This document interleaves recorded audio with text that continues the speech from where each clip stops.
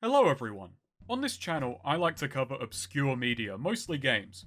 Well, I don't have a game for you today. I don't even have a finished product, which is why I'm using an EA title for background footage. But I do have the most obscure piece of media I could possibly cover, and that's because I made it. A screenplay for a web series that I wrote in 2017 and had totally forgotten about one man's naive attempts to get famous on the internet called Please. Do subscribe. This video exists for two groups of people. The first is other people who want to write stories, particularly for film.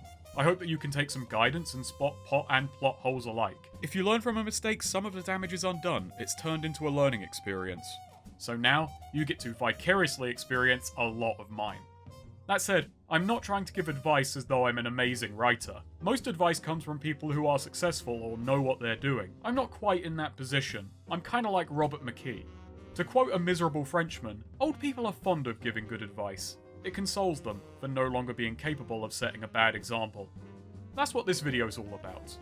It's also for people who don't make things. I hope you take away just how much work and thought goes into something, even something which doesn't come together. Every minute of something you've read, watched, heard, or played was hours of its creator's life. A network of a million decisions, conscious or otherwise, born from experience, accidents, and intent is woven into every moment of whatever has or has failed to entertain you. This isn't to say not to critique, but to understand where you're coming from and judge respectfully. Let's get something out of the way. This video is indulgent, more so than usual, I will not deny that. It is me analysing myself. It's going to be very self-critical, so let me be clear that I am not beating myself up over this, nor asking for pity. I think the best way to improve is to reflect on what you've made. It also gives me a chance to talk about some topics outside of the channel's usual wheelhouse. Here's the story no one asked for because no one possibly could. The story of Please. Do subscribe.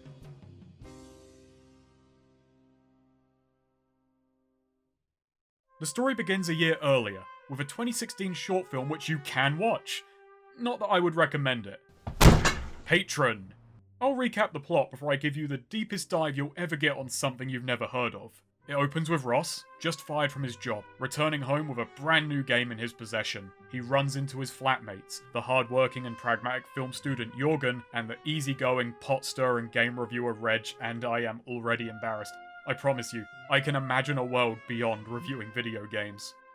Jorgen offers to set him up with a new job, but that's the last thing Ross wants, saying he was only working until the channel took off and this is a prime opportunity to give it a big push, leveraging his newfound free time and a big new release to capture an audience, as a streamer.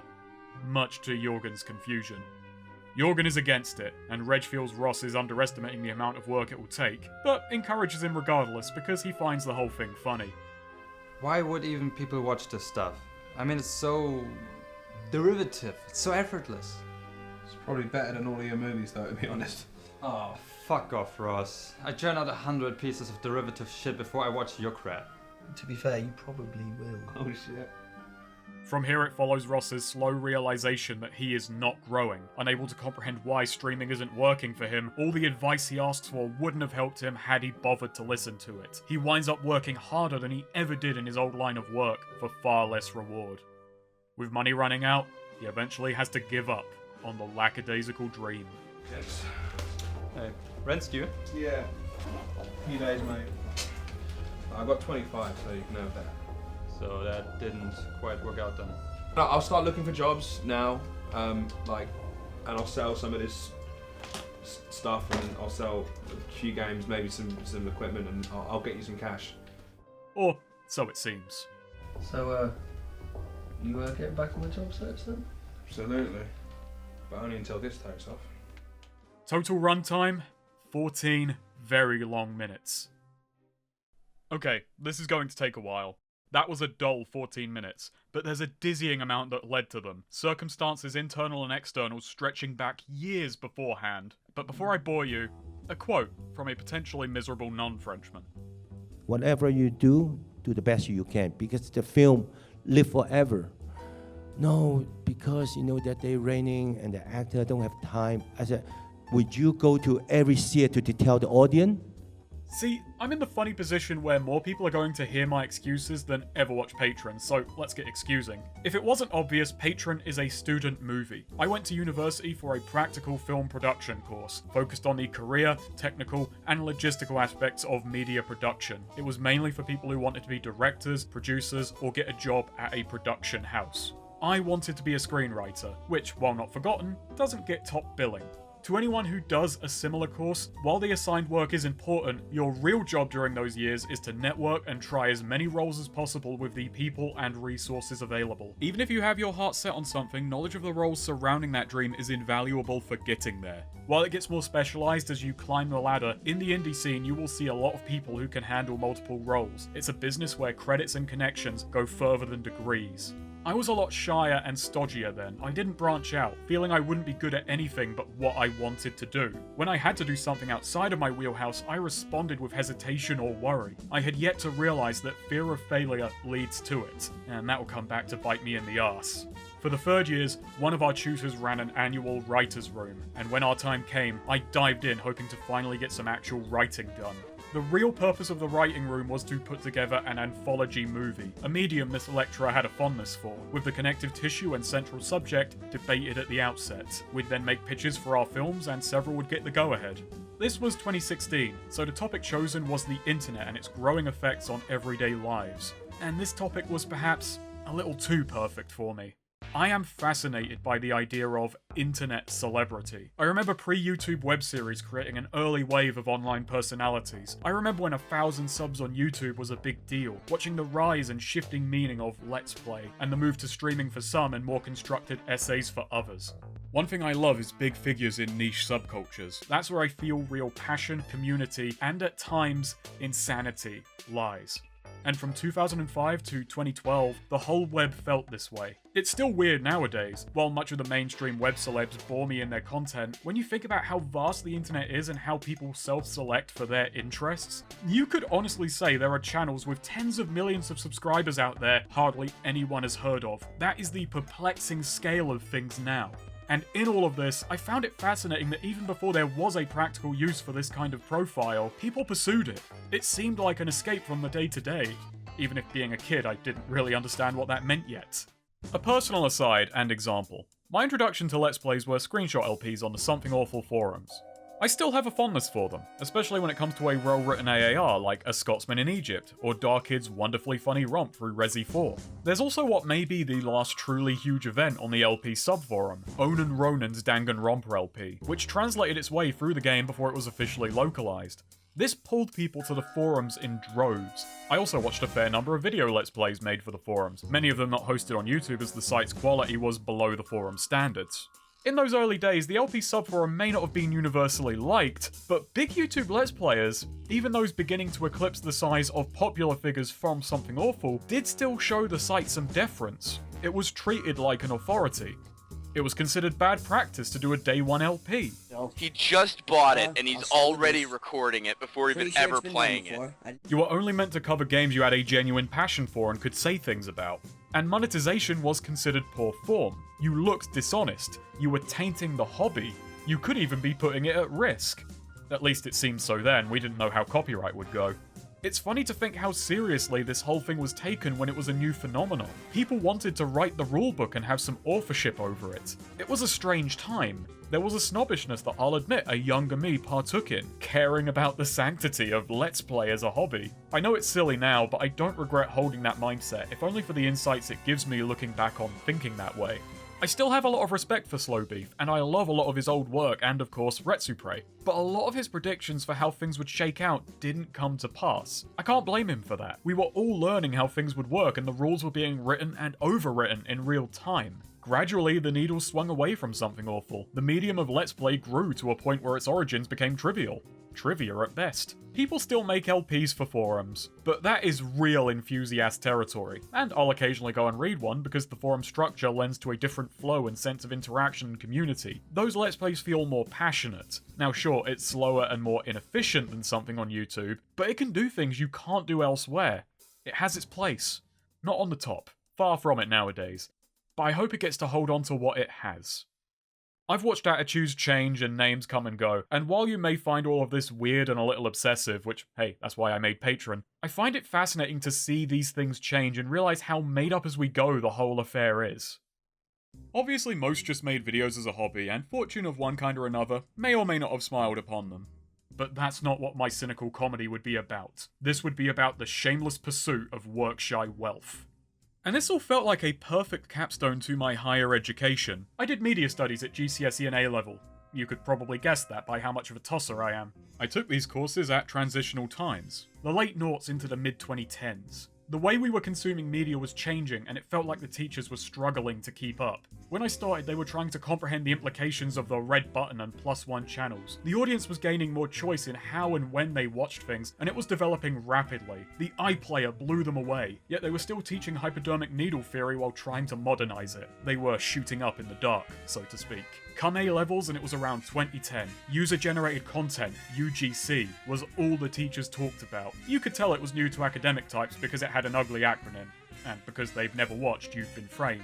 The media landscape was changing. Creation was fully in the hands of everyday people. I felt ahead of the curve for being into internet media for so long, but that knowledge wasn't actually useful since the teachers were behind the students, and they knew it too.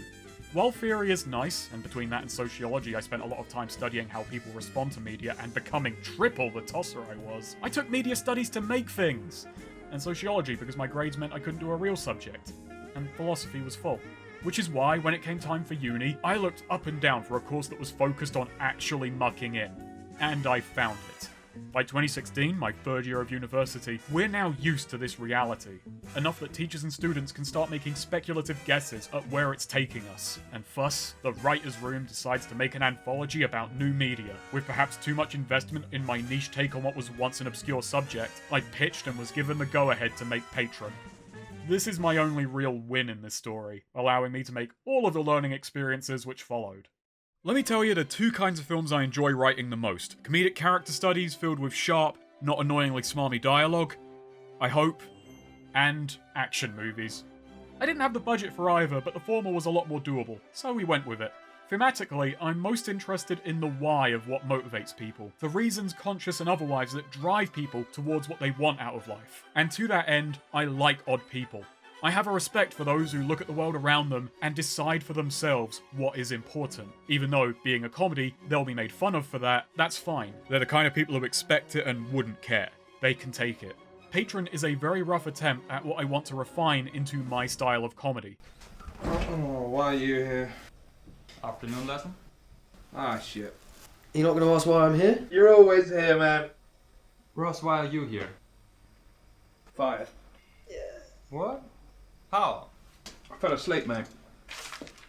Well, you sound bloody out of it, but they fired you just for that. Well, I was also carrying something kind of expensive and heavy, so... Unlike these essays, I try to write very compact. I hate it when a scene diverts for a joke, so I try to thread comedy through events. Ideally, I want as many lines as possible to be doing as much as possible. Move the scene forward, reveal something of the world, and be funny by themselves while, if possible, setting up another joke. I like lines to combo off one another. I don't like just building towards payoff. The way there ought to be funny too. It makes the payoff funnier if it lands, and softens the blow if it doesn't. I'm terrified that a scene may get boring, so I write like it's a hit and run, removing as much fluff as I can. I want my style to be both hard-hitting and fast. It may seem irrelevant, but it's like the theory of relativity. The faster you go, the heavier you are. I think another famous physicist, Shakespeare, he said something like this. But I don't care about Shakespeare. I believe that if you live by another's words, you never speak for yourself. Despite that, inspirations are a useful tool, especially for figuring out a baseline style and communicating what you want to others. And with Patron, I had several. I wanted the acerbic oddity and strong character contrast of Black Books, the banter of Blackadder, the strong, blunt characterization of Time, Gentlemen Please, and the slackerness of Clerks, even though I hadn't watched it. In fact, here's all the comedies and stand-ups I think shaped my sense of humour. Anyway, back to just Patron. There's already a bit too much going on here, and that leads into my first big problem. The characters in Patron weren't complex, they were complicated, ill-suited to a short film format. Ross was okay, and I'll get to the problem with him in a second. Reg and Norman were overstuffed. Reg is a rich kid. His parents support him living elsewhere while he makes video game reviews. The character is strange and unrelatable, and I promise, not autobiographical. One long sequence is him lazing around the house, doing nothing. It's meant to show how empty his life is outside of bothering his flatmates, but it's communicated awkwardly and just feels like I decided that nothing should happen for a while. This scene betrays a larger issue in the film. I wanted the tone to be meandering, but not boring. That is a tightrope to walk, and I lost my balance. Jorgen is a staunch believer in hard work and earning your own fortune. He's a pragmatist, and a film student. The least believable film student to ever exist, despite being portrayed by one. I wanted Jorgen to be a sympathetic villain of sorts, an old-fashioned type who's made fun of for being uptight and having a hard-on for rules and order, but ultimately isn't wrong in what he says. I wanted him to be a normal person. Oh, speaking of that, the names were very deliberate. Ross sounds like Rush. It's a simple, straightforward name meant to encapsulate his spontaneity. Reg, a shortening of Reginald, hinting at a background he prefers to ignore while implying an immaturity and hidden intent in how it's contracted. Jorgen is the only two-syllable name anyone uses. He's meant to be more well-rounded and less single-minded as a character. There's a lot of mistakes with these characters, but I think the key one is this. I wanted them to be too distinct and carry unique side themes, when really they ought to have been more focused on propelling Ross's own story. In the reams of documents I wrote plotting out Patron, I had camera scripts and treatments and even a mood script, where I charted what mood I wanted each scene to convey, but there's no gradient to it. I jump from emotion to emotion haphazardly, and part of that strangeness comes from trying to do too much rather than focus in on what this film had to convey. I did not know how much I or my film could handle. Less can definitely be more. While I already knew to trim unnecessary dialogue, at least what I could spot as unnecessary, I'm a bit of a freak for details, even though I lack the deftness to keep them in check. I'd yet to get that the purpose of details is to inform how you write, not a checklist of ideas that need mentioning. It could have been worse. I initially wanted the script to be less conventional and weirder, but over 5 drafts, the lecturer talked me down. I can only imagine how many times he'd had that confrontation with a cocky student. I wanted to break the rules. He understood that to properly break anything, you first must grasp it. And me, having 0 writing credits to my name, had shown no grasping of anything. My only qualification for being a writer was being a half-Irish alcoholic. Not even a miserable one. When you're young and hungry to make something, it can be frustrating to feel held back, but that'll just let you spring out later with all that stored up energy, and you'll actually know what to do with it. I was a lot pricklier back then, which is to say I was a prick. The script was proofread by the lecturer, as well as friend and frequent collaborator of mine, Michael. A lot of issues they pointed out were things I decided the film needed. So, rather than deal with the issue, I'd massage it until it wasn't that bad, fixing the complaints but not the actual problem. That isn't always a bad thing to do. Sometimes criticisms may be pointing to something you don't need to remove, but to reframe. A poor implementation of a good idea. But you also have to consider that what they are saying might lead to a better work. A lot of making movies is finding a balance between two things, and when being a writer, it's a battle between ego and self-awareness. You need both in healthy amounts. In this case, it was me being curmudgeonly. Nowadays, I've dialed back being a prick, and now I'm just a knob. This all said, my tutor was jerking me around. Remember when I said this was part of an anthology film? Patron was the lone comedy in a set of dramas and concept films, and the lecturer, who was also the project manager, had no clue what to do with it. He told me that Patron may be split up into blocks, bridging the other films. He also thought it should be in black and white. What a grey matter, especially because he didn't make his mind up until the last moment. Is it because I put Clerks as an inspiration? Besides my inexperience and poor decision making, this is why Patron is the uncanny combo of disjointed, yet repetitive. It had to be recognizable between films in case it was split, but I was also advised not to make it too static and samey. Unfortunately, I messed up and it wound up being too static and samey. And it was a comedy, originally a much more outspoken and outlandish one, sanded down to fit between dramas. And the grit on that sander was grittier than even the most rough drama amongst them. The circumstances surrounding the film are far funnier than the piece itself, and these conditions weren't worked out during pre-production. From even before the first pitch meeting right up until editing, I had no idea how it would be shown. And when I delivered the film, I delivered it full in grayscale, and then again in segments. No wonder our camera was shaky, even the DOP was scared. Oh yeah, the handycam wasn't my idea either. The lecturer insisted we shoot in this style. My guess is he was thinking of it like vlogging, so the visuals would fit the subject. Hello, ladies and gentlemen. I'm here today to show you all my favourite hobby. It's back garden bird hunting. We got a gun, we got a tree. Any minute now, the two will meet. In my notes, I visualized the film as emulating the angles and perspectives you would see on a webcam. Only one shot from that idea remained, as it was diegetic and key to the scene. I wanted Patron to have a voyeuristic and stream-like blocking. I'm not saying that would have been good, but it would have been stable and at least a little unique. The reason it's this shaky is that the only camera we could hire for the shoot was an incredibly heavy and awkward black magic without anything to steady it. I heard that our DOP later moved up north and went into amateur boxing. No idea if that's true or not, but he had the strength for it.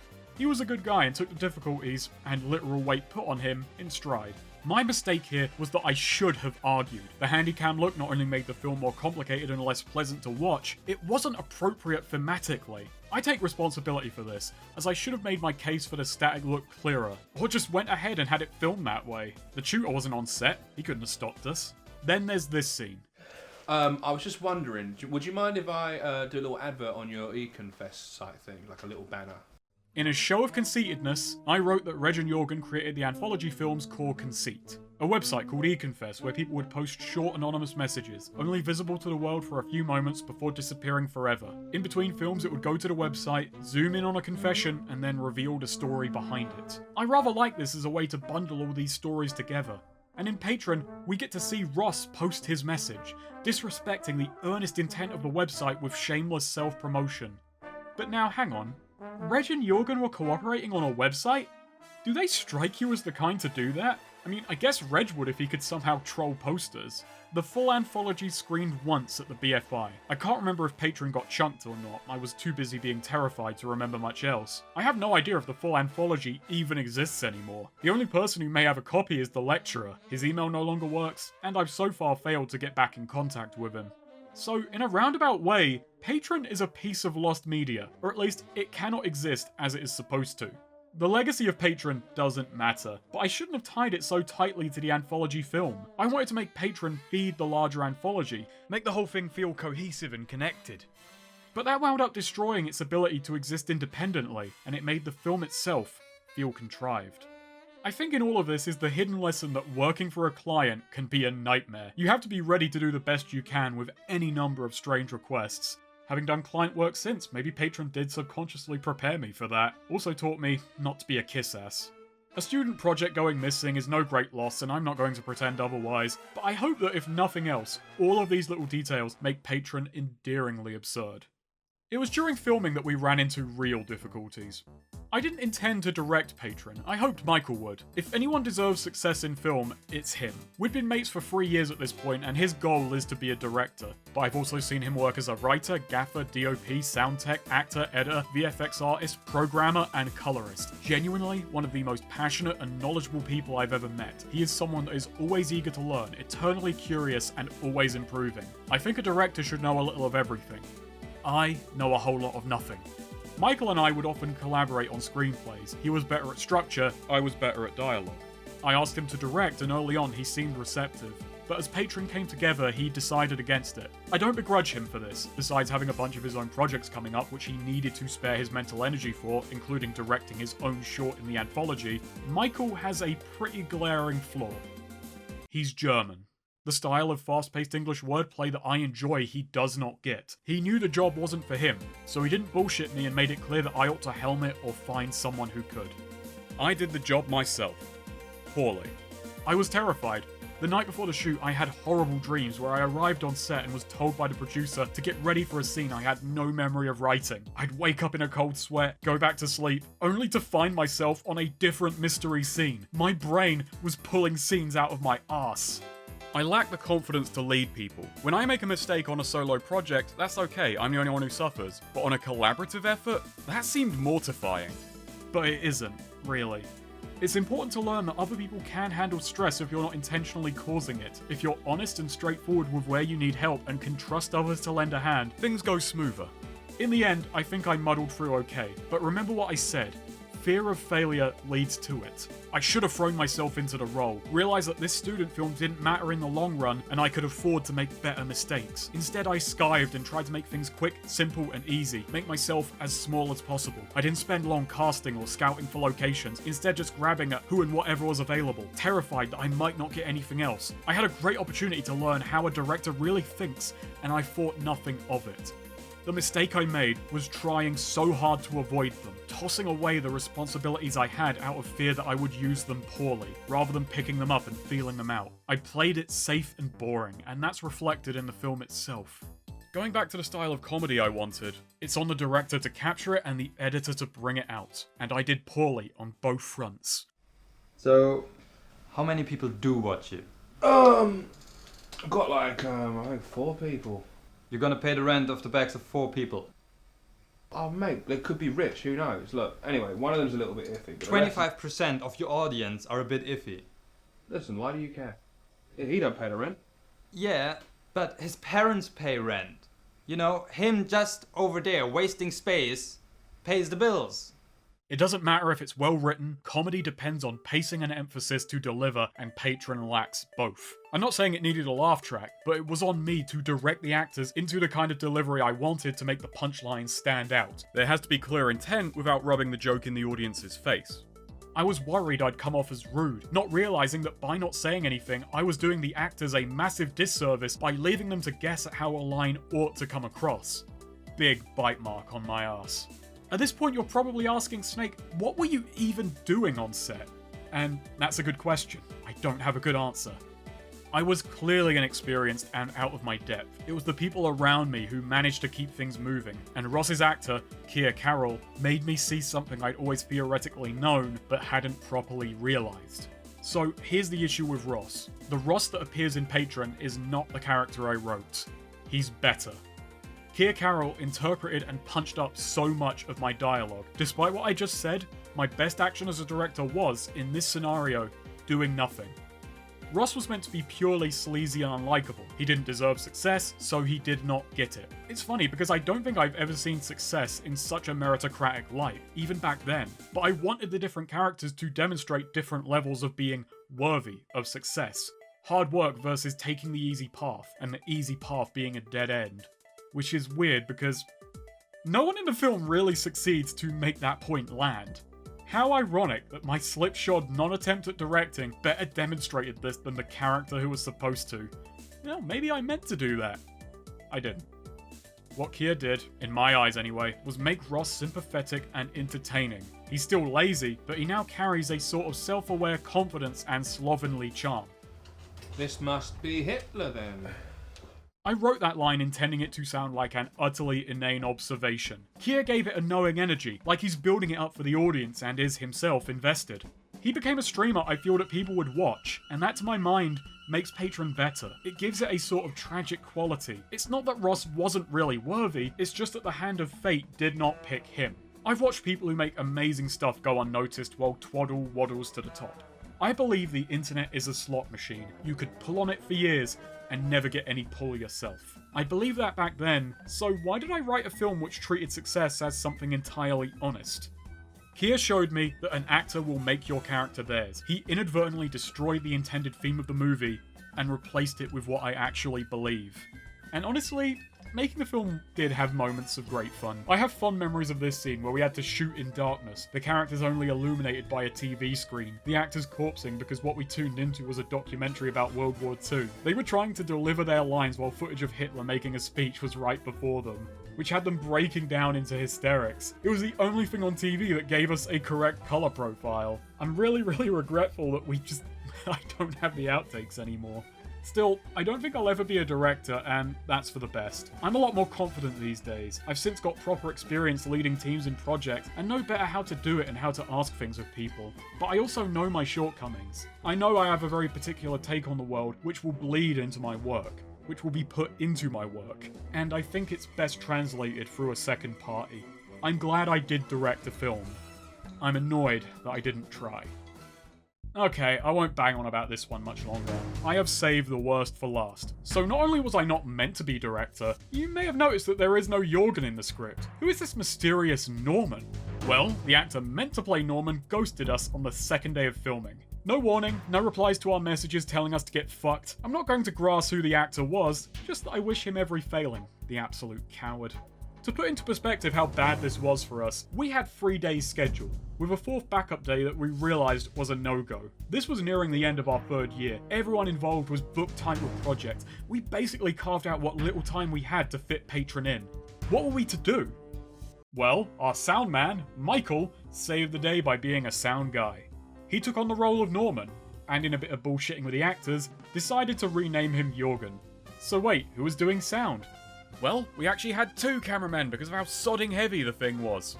So with a bit of reshuffling, we still had a full cast and crew, and 1 cameraman with very sore arms. And yes, the funniest joke in the film is that we got a German to play the guy with a stick up his arse. And to think he was carrying the boom pong not yesterday. Still, some lines do make it obvious that he was written for a British actor. Well, you sound bloody out of it, but... We shot 2 days worth of planned scenes within the day, and managed to finish day 3 pretty much on time. Besides sacrificing a lot of coverage on what we had to reshoot, we did have to cut an entire scene to make this deadline, but that worked out for the best. It's the scene that was supposed to be the thematic linchpin of the short, a discussion on the idea of effort, with Reg getting irritated by Ross not caring about his video game reviews. It's meant to make the both of them look pathetic in different ways, but it comes across as more of a screed than anything else, devoid of value, incredibly on the nose, and downright patronizing. I think it was Reg's actor who convinced us to drop it. He saved us both some embarrassment and made the film flow better. By PDS, I had curbed this habit, but it wasn't totally gone. This moment could have been demoralizing, but nothing keeps depression at bay like an absolute need to act. Everyone pulled together, figuring out a quick new plan of action. Some of the fat got trimmed, and by being flexible and reactive, we still got everything we needed to do done. Within an hour, we were even laughing about the bad luck.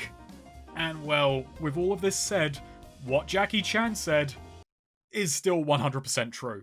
If I've made Patron interesting to you in this breakdown, which I hope I have, it's still just that. Interesting. A kind of funny tale of creative differences, setbacks, and lucky breaks. Every film I've worked on has had its own mixture of these. Patron's just felt a lot more extreme because it was mine. The best films I've worked on had the most boring behind the scenes, and I am sad to say, Patron was not boring to work on. It's something I'm proud I did, no matter how little it means to anyone but me. The fright and frustration in those moments have steadily turned to fond memories of an exciting time in my life and a whole lot of lessons learned. A ton goes into making even a bad movie, but it still is a bad movie. Watching it with this knowledge does not change that fact.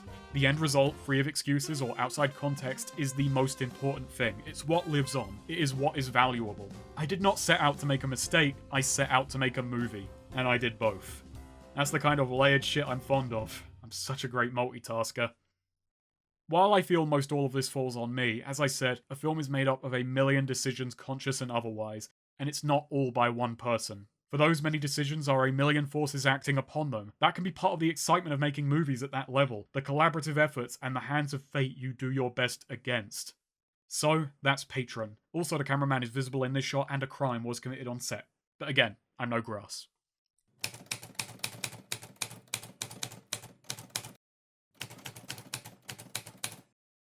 And then we graduated! Good going, us! The plan is to find part-time work, make money to put aside for projects, meanwhile do freelance shoots to earn more money, make connections, get credits. Sounds simple. It wasn't. To keep a very depressing few years of my life short, fail to find work, most sets won't take you because they already have their people, or want expensive equipment that you don't have and they won't cover. I did a few or poorly paid shorts and even a couple of feature films as a sound tech. Total pay? Somewhere in the triple digits? Indies can fuck you if you're desperate. Every gig left me wishing I was making my own stuff, but lacked the time or resources to get anything going. Me and Michael were still collaborating. While plotting our big ideas, we'd go back and forth on a ton of shorts, trying to write something that was cheap, doable, and amazing. Something we could send to festivals to start getting noticed and get grants for bigger things. We had so many plans and a budget somewhere in the triple digits, which complicated the fact that, now out of uni, we wanted to pay our cast and crew. I wrote a whole bunch of stuff. Some scripts I'm still proud of but were a bit too ambitious, and others, which are genuinely terrible and will never see the light of day. Or a gaffer, even if they'd cost me nothing but dignity. During all of this, I was still attached to the idea of Patron. It may have been a wet fart, but I felt there was still gas in the tank. It made sense in my head, a cheaply produced wordy comedy on a topic I knew a lot about, but hadn't seen explored in a way I wanted it to. Most comedies I've seen about internet celebrity annoy me. They're a bit too wacky, overly ironic, a bit pandering and over the top. I like my comedy a bit drier, more critical and distant. Something which steps back and gives the whole thing an honest look, stripped of artifice. The bottom rung. as seen from below. I think we talked about redoing Patron itself, but I went mad at some point, as over the course of 2017, I wrote a 95-page, 5-episode-long web series called Please Do Subscribe. So, before I cut to Sims footage because I have no other way of displaying Please Do Subscribe, I wish to open with an apology to Yeek. Bloody great sentence to introduce your own work with, that, I know. But if they're two brothers Paul's felt crowbarred in, you'll pry your eyes out when you hear how Please Do Subscribe relates to Patron. It's a sequel series picking up in the following months, now done in a mockumentary format, and we have a few new faces. Key here is David, a film student with dreams of being a documentarian. When David wasn't allowed to make a documentary showcasing his weird housemates, he instead created a dramatization starring them. And that's Patron, which is alluded to in the opening moments of PDS, with a little bit of clip show and a very brief explanation which mostly hints that, hey, if you want the full context, go watch Patron. Now, I will admit, I like this setup, but I am sane enough to realise I will be the only one. I think it's a cute gag. In a joke just for me, it riffs on the unwanted shooting style of Patron, and turns the short film into a semi-canon pilot of sorts, which gives us an idea of how David sees his flatmates, and also hints that he isn't actually above toying with reality to tell the story he wants. I was trying to be clever and do a lot with this reveal. There's a couple new inspirations here, those being the Canadian mockumentary series Trailer Park Boys and Pure Ownage, both of which I grew up watching and absolutely adore. Trailer Park Boys is the more important of the two. It was heavily changed from its pilot film. I think you do need me because you don't even kill cats and dogs anymore. I fucking shot the last 10 dogs and the last 3 cats. You haven't fucking fired a gun. And took the character from the Cart Boy to make Bubbles. I was taking a few cues from that, but trying to make those differences diegetic via David, rather than just changes from the pilot to make it more palatable. I fucking shot the last 10 dogs. I was trying to be clever, but just wound up disgustingly meta. And that's not all.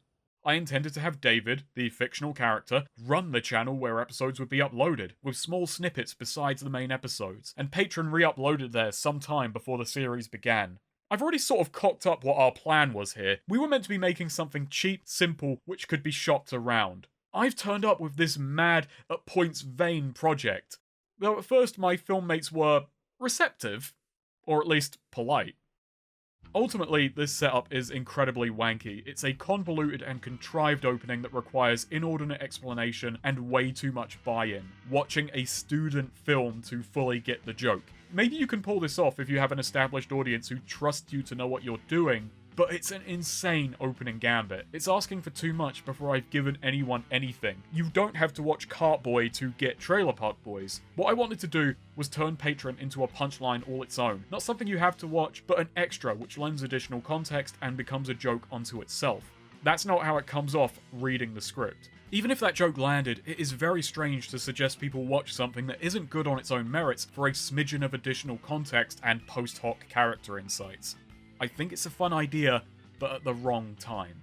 And to be clear, these, being unshot screenplays, second drafts, do not deserve the same style of scrutiny as a finished film.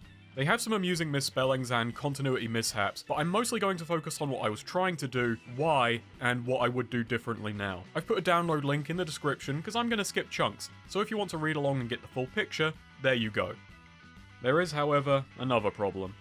My memory of this series is incredibly spotty. Thoughts will be a mix of second first impressions and recalled intent, with my documents helping me where possible. This is going to be an imperfect analysis because I'm 5 years older and a different person.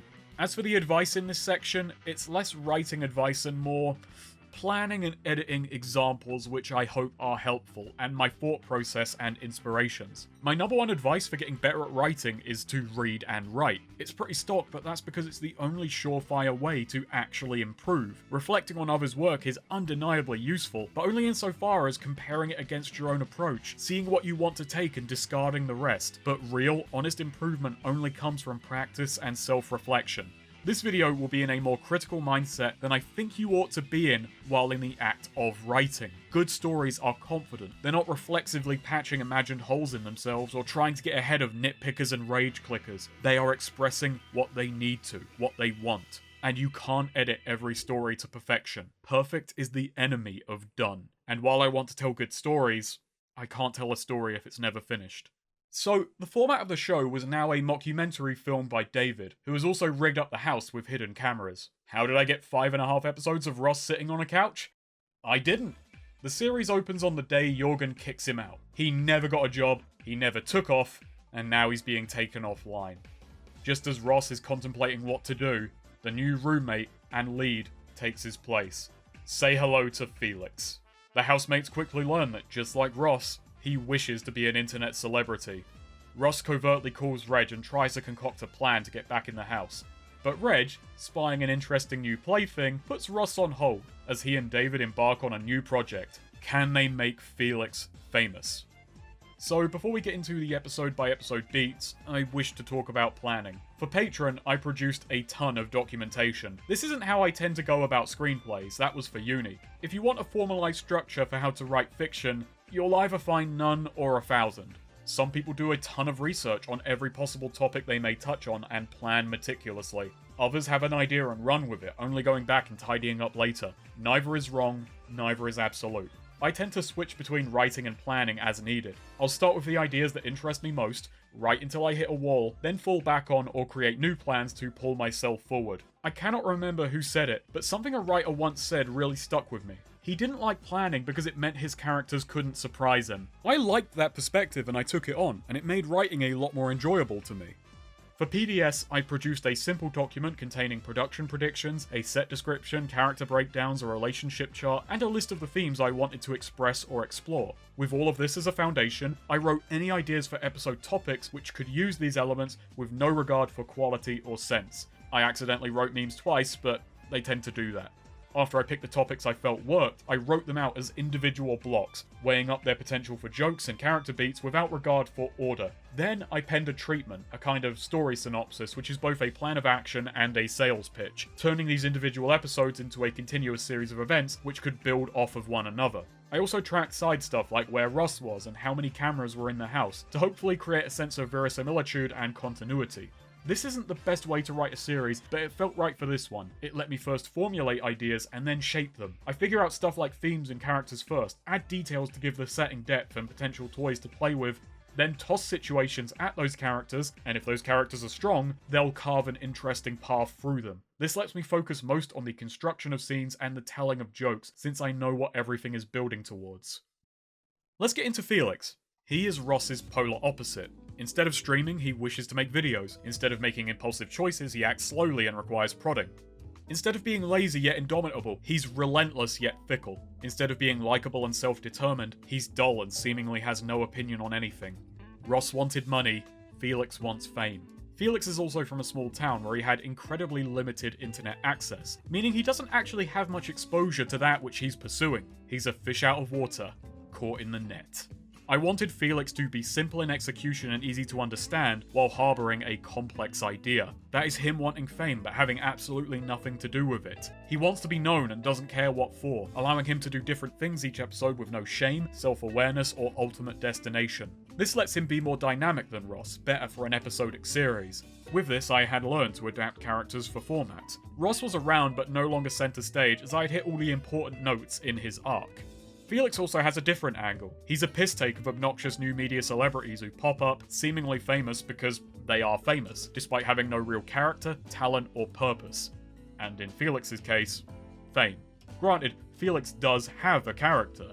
He's dull-witted, gullible, inconsiderate, slow to action, but incredibly driven. He has a simplistic and straightforward view of the world, and is not held back by other people's opinions while being desperate for their validation. A terrifying combo.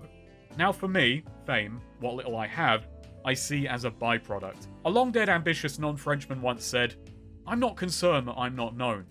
I seek to be worthy to be known."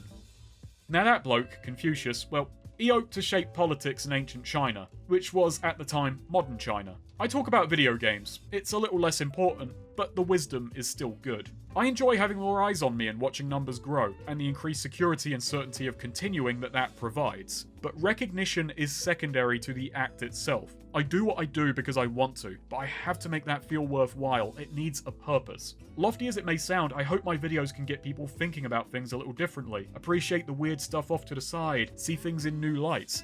If someone is entertained or relaxed or made happier, that's good enough. If it does more, that's a bonus. and I try to leave that bonus in there, and I'm trying to constantly refine and see things in new lights, so that it doesn't get boring for me to do.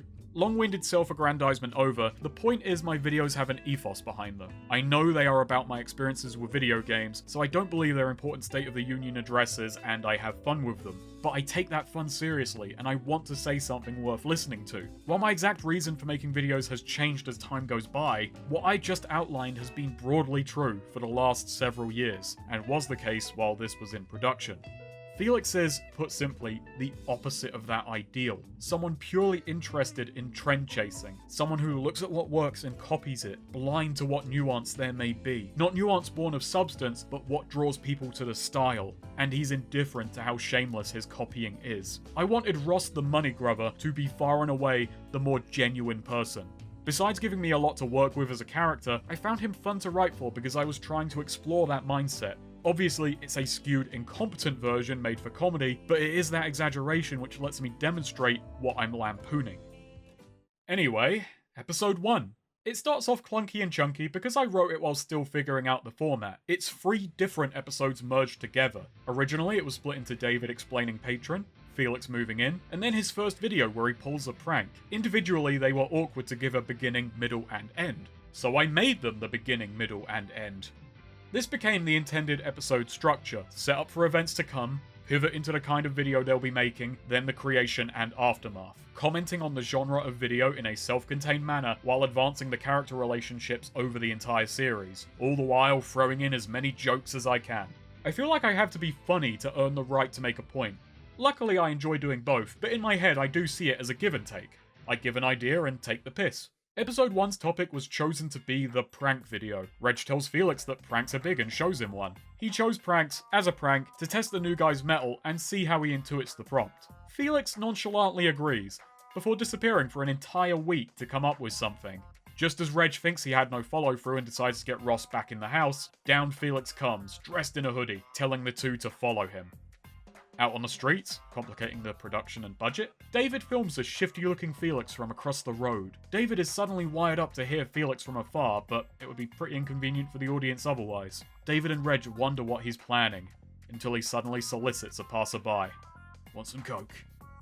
This quickly goes wrong, as a rough-looking punter thinks he's a real dealer, and Felix has no idea how to proceed, eventually admitting that there's a camera. The punter kicks off, and Felix and Reg are injured as David runs in to help. Back at home, Reg incredulously explains that prank videos hire actors to play the victims, and questions how it took Felix an entire week to come up with something so shoddy. Felix says that at least there's a video, only for Jorgen to arrive home, saying the police are looking for a dealer who was pushing on the high street. The group is left defeated. They tell Felix that no, he can't upload the video. But he ignores them. I suffered for this.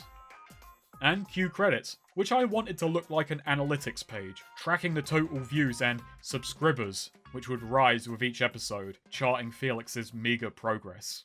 There is a lot I would need to change were I to actually make PDS today. This episode in particular is very much rooted in 2017. There was a lot of discussion going around about prank channels at the time, enough that it reached me before I started doing research for this series. So the punchline about pranks being faked was adequate, if hardly surprising. It would have been on the surrounding context and delivery to sell it, the anticipation of things going wrong. One of the major themes I wanted was how new media packages and cheats reality. So besides being ripe for jokes, it also made pranks a no-brainer as a starting point. It let me begin with some excitement and physical comedy to hook people in, before getting to the slower-paced and headier subjects without the same difficulties of production.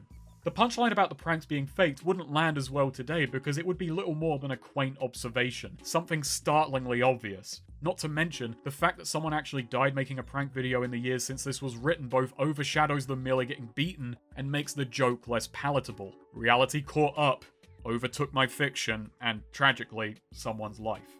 Personally, I despise prank videos. Hardly a shocking opinion. Either they hire actors, in which case I hate that level of inherent dishonesty, or they don't and I hate that they exploit innocent bystanders for content and profit. Clunkiness and awkward buy-in aside, I do think I did a decent job establishing the characters and their relationships. Felix's naivete is introduced, demonstrated, and reinforced. Reg's manipulation carries over, but I do feel I give it a new dimension by having it blow up in his face. And he does learn from this, never pushing Felix into interacting with the public again, while being a lot more willing to shoot down his ideas. And David's loose ethics as a documentarian are broadcasted, a recurring element throughout the series, though one which I mishandle in short order. Jorgen takes a bit of a backseat since his conflict was mostly with Ross. Now he acts more as a connection to the outside world, seeing as he's the guy who actually holds down a job, goes out, hits the gym. So I move him into focus when he would be most effective. I'll just get the character of Dimitri out of the way. Wait, who's Dimitri? Well, he's another flatmate, an ASM artist who doesn't talk much and exists mostly for background gags, doing weird ASMR things. I forgot Dimitri so completely I didn't even make him a sim. He's not even in the planning document as a listed character, which is funny because I actually do think he's funny, and as dated as much of this show already is, ASMR is still weird. The joke in my head was that he was actually absurdly successful, but no one ever really takes an interest in him, so it's never actually said. So yes, I had headcanon for my own script. If you ever worry you're overthinking something, you may well be, but also know, no one ever overthinks their work as much as the creator. I do think these scripts are more entertaining to read back than Patron. I was no longer aiming for meandering, and that made them a lot more eventful and enjoyable. I had at least learned in the interim that in a story, things should happen. Again, that's progress.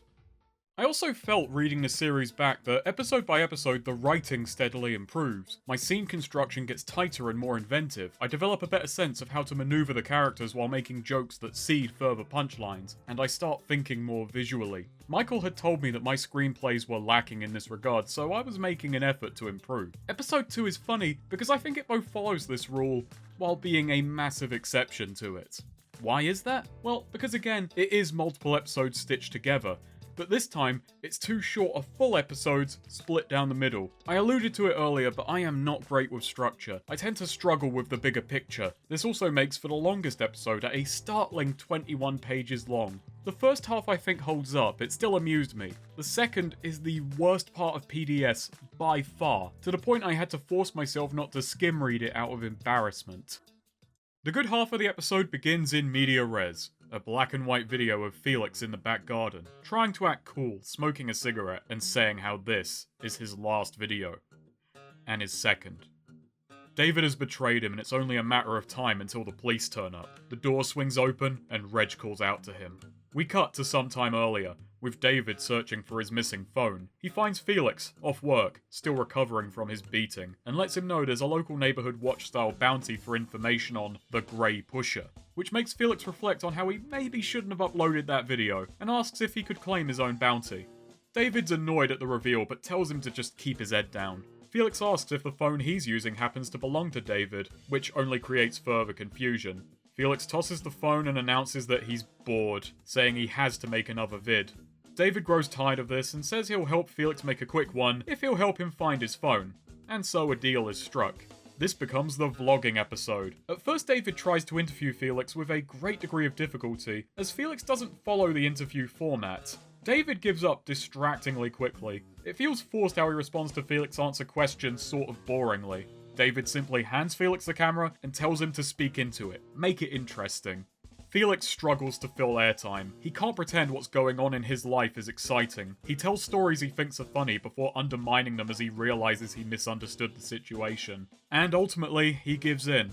So, unlike pranks, I don't hate vlogs, I just don't care about them. I find them dishonest, but in a more complex and less harmful way. Felix's failing as a vlogger is that he doesn't have what could be called a personality, nor the money to substitute one. Vlogging to me feels inherently contradictory because of the good old Hawthorne effect, which is to say, when someone knows they're being watched, they act differently. And for this shot, a guy noticed that I had set up my camera, so he stopped walking to not get in the shot. Oh, it's fine. Thank you, though. The idea of vlogging is capturing a day in someone's life, but by bringing a camera, isn't that day made non-typical? Well, you may ask, what if they're a career vlogger? But then, isn't that life a little alien? I mean, at that point, people are watching to live a life of relative luxury and free time vicariously, and I find that incredibly depressing. There's also hyperreality in there. You cut the boring bits out, giving an illusion of constant excitement, life as a highlights reel. I'll admit I may be being judgmental, but I have an incredibly low opinion of a lot of aspirational media, and a lot of vlogging falls under that curtain. The style of media that packages itself as the most honest still has to employ a lot of trickery in order to be digestible and appealing. This is where I run into a mental wall, because while I do believe in the Hawthorne effect, I also don't believe that just because it does affect our behaviour, that behaviour is necessarily dishonest. In the same way we act differently to loved ones, colleagues, bosses, mortal enemies, people are dynamic and amorphous. I don't act this way when I'm not scripted, but these are my honest thoughts, albeit scrutinised and dressed up. But when it comes to stage presence, I think too many people treat this as deceptive when maybe, but not entirely, no more than any other scenario where someone might be lying. It's still a reflection of what that person is like in that scenario, and some elements of them will remain. So yes, the Hawthorne effect. I could also get more into hyperreality, but... hang on, that's a lie. So yes, I've got a winding road of thoughts about the nature of vlogging. Trust me when I say I could go on. A lot of my brain works this way. I'll think about a topic, reach a kind of conclusion, then look at it from another angle and maybe see something which contradicts something else and reevaluate, and it goes on and on and on. And this may sound frustrating, but I don't like to be inflexible and put a mental lid on things. But with writing, you sort of have to, because you have to end. And this is at the end of the day an internet comedy series, so I boil down all those complicated thoughts about vlogging to vlogs being boring and most people not having a lifestyle that caters to constant excitement unless they force the issue, expressing that even the seemingly simplistic act of vlogging is tricky or expensive to replicate and is not entirely honest. Just because sociology is a joke doesn't mean I can work it into a punchline. At times, my values as a humorist wind up out of line with how I truly feel on a subject, and I'll simplify or put those thoughts aside if that leads to a better gag. Obviously, I can't do this with every topic, but I don't think my views on vlogs are that precious. Vlogs also served a useful narrative purpose. After the excitement of the first episode, vlogs were a good excuse to slow down the pace, and gave me a diegetic way to have Felix demonstrate his character and exposit about himself. It was almost cheating. Now that I've bored you more than Felix ever could, he realises he can't make this interesting by himself. So he goes and asks David to turn him into the police. We cut back to Felix sat in that garden, as Reg calls him into the house. Inside, everyone is gathered round, the news is on, and Ross is under arrest. Reg having convinced him to take the fall, expecting the reward. Reg is laughing his head off, and he returns David's missing phone, having borrowed it to call Ross after he accidentally deleted his number, and is surprised to see that everyone else is more bemused than anything. The phone Felix has been using all day, meanwhile, belonged to Reg, who forgot to take it with him. Felix takes all of this in, walks back outside, and restarts his vlog as if nothing happened.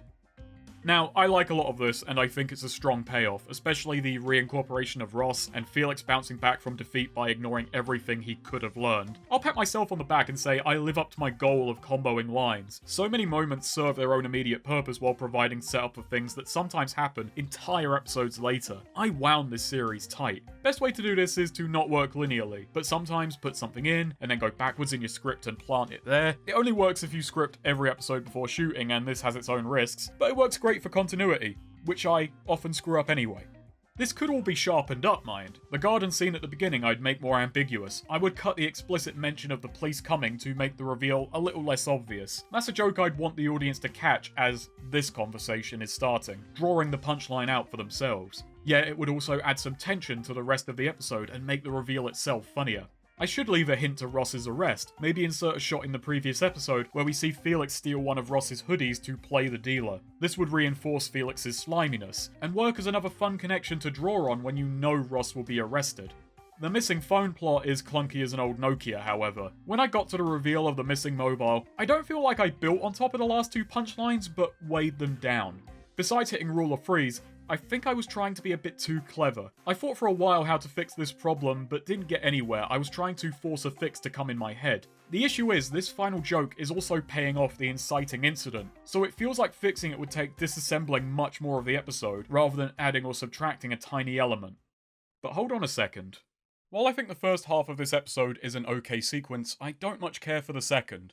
We hop to it with another time jump. Unlike the in media res opening, which is there to create bathos after a self-serious start, this time it's an unannounced leap into the future, because this was originally intended to be a separate episode. But both wound up too short for my liking, and I thoughtlessly whacked them together. That's not great. To use the same device twice, once for intended effect, then just again by accident. It doesn't look good. It can leave the audience feeling misled. Also, I was going to post these on the internet. Who cares if one episode is 18 minutes long and the next couple are 11? So yes, I would split these two and rework this one heavily. Then at least we'd have a satisfying number of episodes. We watch members of the house from the hidden cameras as they go about their morning routines. I somehow create the stupidest continuity error yet. Reg existing in two places at once. Again, not a hard fix, but why would Reg even be in Felix's room? What's going on there? That's for the slash fiction writers to figure out. Also, if everyone's being filmed at all times, how come David didn't know where his phone went? And as I was writing that, taking the piss out of myself, the solution for last half's phone plot came to me. Put a shot near the beginning of the episode showing Reg sneaking into David's room, then end with David reviewing the footage, realizing how it had been nicked earlier. This replaces the boring mystery of where phone with the better one of what's Reg up to? And it gives us another punchline at the end. Solutions can come to you in odd ways. Trying to force them rarely works. You need to step back, do something else. Distance makes the difference. Anyway, I'm going to stop pointing out continuity hiccups. Leave some surprises for anyone who wants to read these. There are some frustrating ones. Back to episode 2, part 2, we see a kid run up to the house and start tossing eggs. Jorgen goes and chases the boy off as his last missile knocks the camera loose. It's as Jorgen later leaves for work that it falls down, dangling before his face. He heads back inside, and now paying attention, quickly discovers a second hidden camera. He confronts his first suspect, Felix, but his blunt logic gives him pause. Felix says he'll solve the problem after work. We cut to that evening. David has been stuck with the editing of last episode's vlog, and the impossible task of making it interesting. He gets a call from his star in the faking telling him to look outside, where we see Felix approaching the home with a sledgehammer. In hand and in mind, he has a heavy hitter. Him and Jorgen direct everyone to gather up the cameras and they're piled in the back garden. Felix then reveals he's going to smash them. David hurriedly tries to stop him and make clear that Felix understands the appeal of tech destruction. He doesn't, and more to the point, he doesn't care. So he starts swinging. I wanted this moment to really get into how little Felix cares about expressing himself or finding his own way, how he's just replicating what he sees, hoping for the same payoff as the big channels. In the aftermath, an argument breaks out between Felix and Dave that he has to pick a kind of video, Felix saying that he'll pick something when it works. Jorgen interrupts, pissed that no one seems to care about the real problem here, that there were cameras planted all over the house. His protests are ignored, so he declares that the moment he finds out who did it, they're gone. Reg has been enjoying the insanity up until now, but admits Jorgen's got a right to be pissed. Felix, however, doesn't care about any of this. His mind is already on what to do next. I remember caring a lot about these webcams. I wanted to show off remembering that some cameras are gone and now certain spots can't be filmed and mix up the show a little. How funny that in the episode where I focused this much on continuity, I couldn't even track where Reg was. I think the argument between Reg and Felix is too sudden and way too melodramatic. I had given David reason to be pissed. Felix stuck him with editing work and has broken his cameras. Though, I'm not sure why the control freak documentarian is upset about the first half. More to the point, it seems weird. Why is his breakdown comprised of what is seemingly decent advice? I think I was on the right track early on with David trying to understand why Felix is doing what he does, but his response after that seems opposed to his character. After all, doesn't he want someone interesting to study? Why then box that character in? And the tricky part is, this isn't opposed to his character. It's just that this swerve, which in my head is quite important to the series, is set up very poorly. Especially since this episode begins with him telling Felix to make something different. Granted, he was in control there and could have arguably been using vlogs to figure Felix out. It's an issue of planting ideas. This scene took the longest to recall my intent, but it is key to understanding David's conflict with Felix. He sees what Felix is doing as a shoddy arc. Russ did one thing, and that was easy to capture the ups and downs of. Felix's more erratic behaviour doesn't suit his narrative, and that irritates him. I like what I'm trying to do, but it's an unusual motivation and needs earlier fleshing out. It also feels far too early for David to hit this breaking point. While there later is an ultimate confrontation, by then David's motivation has mutated into jealousy. While I'd say the change is motivated and sensible, it leaves a more interesting aspect of his character unexplored. I could have either done a better job establishing him or better built his manipulation into the script, having it not work, and then he explodes. I do like the idea of him being the lens the viewer has into the world while he's untrustworthy, but it is ironically out of focus. Anyway, the choice of topic. I don't like tech destruction. It's wasteful, it's vapid, and I don't watch it. And I hardly watched it for research. The joke here feels weak to me because it is not insightful. It's just doing the thing I'm mocking beat for beat, which is always a concern when the thing you mock is ridiculous. I picked it because I had the cameras and thought it was a clever way to incorporate the set dressing into the plot and add tension between the characters. It was a way to bring Jorgen into the drama again. I tried to be visual, but I went overboard. There is a slight joke in that Felix fails to realise that those channels succeed by breaking expensive things, and besides the wastefulness, there's that disgusting aspirational quality again. Now, the idea is meant to be that Felix is ignorant of online trends, but I as the writer should do my homework so that I can have the characters get it wrong, right. Though the biggest reason I dislike this scene is not on the pages. It was the hardest sell, and killed a lot of enthusiasm when explaining the series to people I wanted to film with. Explaining the parts that became episode 1 went over well. I was able to sell it as a strong way to establish the series, set up the key questions. It was ripe with opportunities for jokes. Then I get into explaining the house rigged with cameras and some of them getting destroyed, having effects on the way it's filmed. And between our meager prop budget, the sudden complexity in what was meant to be a proposed simple series, and the feeling that, oh dear, the writers rearranging deck chairs on the Titanic, the idea sank into the depths and see you later, PDS.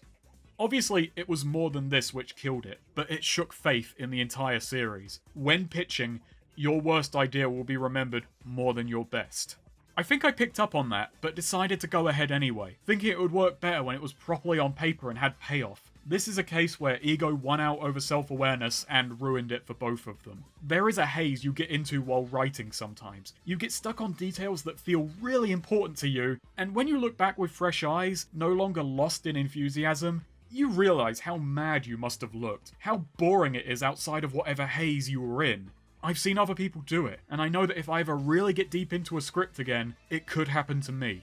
Love your ideas, just know that others have no obligation to.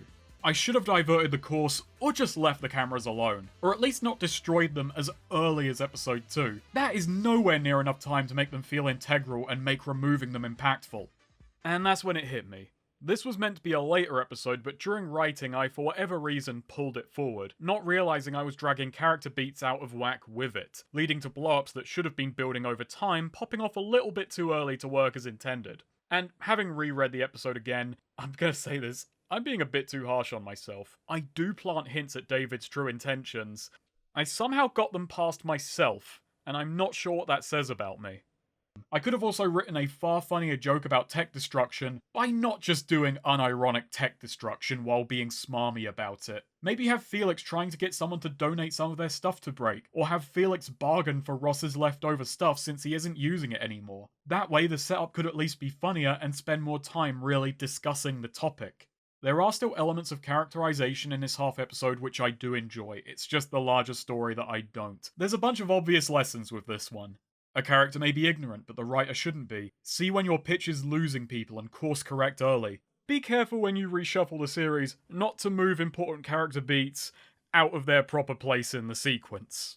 And just because an idea seems clever in your head, it may fall flat for others, and remain just as flat as the paper it's written on. Which brings us to episode 3. Remember how I said PDS is 5.5 episodes? Well, that half episode got rolled into this one. Oh, I'm great at this. It takes me 4 episodes to write 1 episode. This half episode is Felix interviewing the cast about their roles in Patron. Again, had yet to let go. I wanted to crack jokes about it and formalise them being different characters when that really wasn't needed. Reg appeared because Ross browbeat him into it. David decided he'd be a game reviewer to add depth to their conflict, as apparently he wasn't enough of a character by just being Ross's friend. Reg also reveals that Ross didn't know how tragically he was being portrayed. He thought it was simple advertising. Jorgen agreed readily, believing he was the hero of the piece, with him being a film student so that David would be there in spirit. I also have him joke about joining the film after the last actor left. Now, I think this does work as a joke within the context of the show. It makes Jorgen feel like a second pick, but that joke was really just for me. I get why I did all of this, everyone wants their work to have personal meaning to them, these kind of touches aren't always bad, but I think at this point I've gone so far up my own arse I could credit my colon as a co-writer. After all, he has experience. David reveals that he wanted to make a documentary, and Felix calls him out on how if that's what he wanted, why did he tamper with reality so much? This starts off kind of shit, but the joke does pivot in a way I like, with Felix suddenly getting too pushy and inquisitive, his questioning becoming accusatory and awkward, even though he isn't off the mark, emulating when David interviewed him, but not quite understanding it. This segment ends with Felix declaring Patron bullshit. I concur. This part is an easy cut. Even if I find a few lines of it personally amusing, it's bogging the show down. Episode 3, the actual episode 3, is an episode I'm rather fond of, and I don't want to talk about it because it feels like I'm playing a joke on myself. This time, Felix is prepared. He comes to David and Reg with a script for his next video. Reg looks at it for 1 second before throwing it onto the table in terror, where the camera catches its title, Feminism. I myself did a double take. I immediately thought, okay, past me? Where the fuck are you going with this? Must be a good shock if it got the fucker who wrote it. Reg immediately shuts him down, points out Felix is the last person who should talk about an actual topic. I think this bit works where it didn't with David because Reg has actually had a character up until now, and has encouraged or just not stopped Felix acting like a twat. So this being his line in the sand does at least hold meaning. Plus, show's all blokes, written by a bloke, could have wound up directed by a bloke. There's another joke just in the presentation. Felix's response also amuses me. He explains how this video, unlike his others, will not cause any physical damage to anyone or thing around them, and describes it as a middle video. They ask what the fuck that means, so he explains. Medium effort, medium audience. I think this episode still works for me because while a lot of the jokes have some really obscure personal observations, they are built into lines which are funny in and of themselves. This joke was born from something I noticed on places like our Let's Play and other small channel video making communities. They are filled with people who haven't found success inventing hypotheses for how to get it. They are communities of people who chose to be in such a place just so they can figure out an exit strategy. It's like committing a crime because you want to think of a way out of jail. These places were nothing but link dumps until rules forced people into subtlety, which only made them more depressing. This joke is about that sad practice, but you don't need to know that for Felix's explanation of his whack job idea to be amusing. By now it should make sense he would see the world in this way, and the straightforward wording and confidence I'd meant for the line would hopefully sell it. So yes, I feel an improvement in translating my ideas and personal observations into jokes. They need a foundation, not a fortune teller. Reg wants to hang around and stop Felix, but a call from Ross needing to be picked up from the police station takes him out of the picture, so David submits to filming Felix's think piece on feminism. The bit itself I remember being some of the most fun to write because I had given myself an excuse to write incredibly daft sentences, though I remember deciding to make the opening line less crass. Women. That's right, women. Today, we're going in. Felix stands before a green screen, delivering flowery nonsense in front of vaguely related imagery. It may be poor form to laugh at your own jokes, but I laughed at how the video ended then, and it still tickles me now. This woman is not a nurse. She's a doctor. Really makes you think. I think generally, the bits where Felix actually makes videos wound up being some of my least favourite parts of each episode. I like the build-up and surrounding elements more than the payoff, but I had a blast with this one. We then cut to the gallery, which is a sad picture. All housemates past and present, and only Ross liked it. At least, until he learns the others didn't, and immediately changes his tune. Felix asks what was wrong, and besides how downright strange it was, it's pointed out that he said nothing. And this is where things fall down. Felix says that's exactly what he had meant to do. He explains to a confused room he was going to put it out, wait for whichever side liked him, and then have that audience. This goes on for a bit. David tells him that's incredibly cowardly, which it isn't. Incredibly stupid is what it is. But then I take the joke in a circular direction by intentionally making the episode guilty of that same cowardice. It's as contrived a punchline as there could be, yet I was so proud of it that I smeared it over the fourth wall, like a monkey spreading shit on the window of his enclosure. What I was getting at with this joke is not in my documents. It's a very dark, almost too mercenary direction for Felix. It does have some setup, what with his middle video joke, but takes it in a perplexing direction. I had to wonder, had someone done this? I figured it needed some basis in reality, as otherwise I am proposing some incredibly unbelievable behaviour. I know grifters exist, but they tend to pick a side and then play them for money, not bait the hook in a roundabout way. Then I remembered where all of this came from, and it is unbelievably stupid of me. So, I consider my channel to not be politically oriented. I don't believe I'm apolitical, as I know that with any creative work, beliefs will seep through, and some games I choose to cover will necessitate I cover contentious topics. But these topics aren't a focus of mine, and I don't seek them out. What I most enjoy discussing lies elsewhere. I figured that much was obvious, but I've noticed over the years that if you don't outright declare where you stand, you'll have people, a very small group of them, assume it for you, sometimes with a strange level of false confidence. Now, I'm going to pick a comment that demonstrates this, but in a harmless fashion. On my last video, I used the Demon's Souls remake as an example of remakes mistaking better graphics for a better looking game, while not recapturing the art style which properly gave the game its tone. Now, while this was a negative example, I was not trying to rake the game over the coals. It's just that I'd seen a lot of people talk about the remake this way, so it seemed an example that people may or may not agree with, but they would understand why it was used, so I didn't need to dwell on it nor drag it out. Then, I get this comment. I've got nothing against this person. Please don't go hunting for this comment, and if you see this comment, please do not give them grief over it. And I apologize in advance to this poster because I know you did not post that expecting to be an example, and I very much doubt you had ill intentions. But I don't hate remake. You do.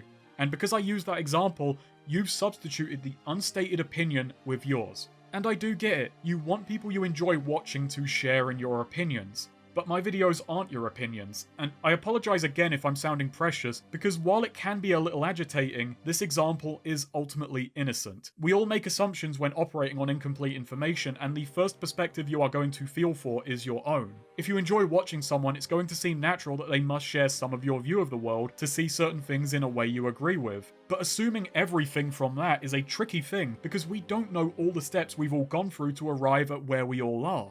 I have seen a lot of creators who get really tied in knots over this kind of thing, because you want to make yourself clear, but giving clauses to everything you say drowns whatever you make in uninteresting minutiae. Do you want to be completely understood with zero chance for ambiguity, or do you want to make something that anyone would enjoy watching? I've dragged this section out so you can see how annoying this would be, but even saying this much, people will still not totally see where I'm coming from, and that is not their fault nor mine. Because I haven't lived your lives and you haven't lived mine. Not even I remember everything I've observed that's led me to my conclusions about the world. And no one but me knows everything that gets cut. Sometimes we remove a part of ourselves for the sake of arriving at the important bits in a timely fashion. And well, one video I had made very close to the time of writing PDS was on Watch Dogs 2. I had my misgivings with the game, as did other people, and for a certain group of them, their reasons for why they disliked the game were a lot more sinister than mine. But they decided that since I also didn't like the game, the root cause has to be similar. Which it wasn't. Now, tragically, even back then, I was conscious this would happen, but I didn't want to stop the video and say, oh, by the way, none of my dislike of this game is because I'm playing as a black guy or there being trans characters. Because I shouldn't have to point that out, and if I did, it would be weird. It would raise more questions and make things uncomfortable, especially for people more innocent to the comment sections than I am. But because I didn't say that, I got some pricks. I made a better video knowing it would lead to a slightly worse comment section, and that's a no-brainer of a trade. I was taking that observation about how commenters can treat people who make videos, and then making Felix do that in reverse. Which is a fucking leap. Michael Jackson did the moonwalk, I did the moon jump.